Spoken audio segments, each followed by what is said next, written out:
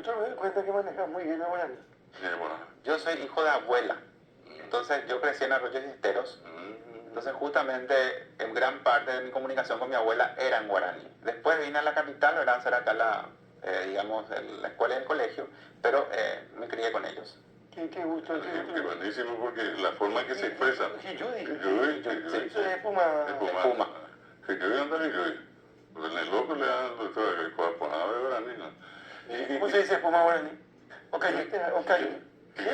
Hiyuy. Eso me estoy cayendo. No, Checo está en las lecciones más importantes de guaraní, doctor, por eso que Me encanta. cuando le ponemos a prueba. Pero es muy bueno lo del doctor cuando se expresa, porque cada paciente, ¿verdad?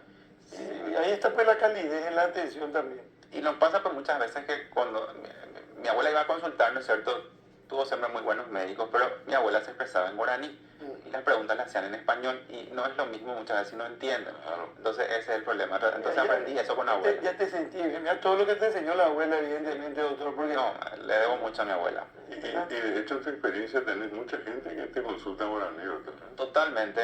Tengo pacientes de todo el Paraguay realmente cuando vienen a la consulta y me encanta porque tengo una experiencia siempre aprendo algo nuevo también, ¿verdad?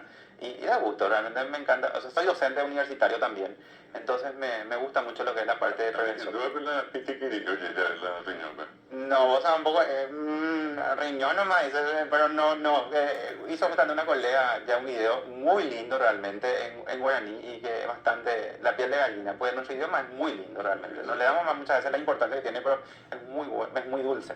Pero yo entiendo que hasta el paciente se va a sentir cómodo, Claro. ¿verdad? Porque ya tiene una molestia, ya tiene un dolor, y otra vez la expresión no es tan fácil muchas veces. Eso. Y si podés expresarte mejor en guaraní y te entienden en guaraní, Y se van a atacar comodidad, confort y calidez y aparte calidad. Sí, siempre le pregunto al paciente en qué idioma se siente mejor para expresar justamente sus síntomas.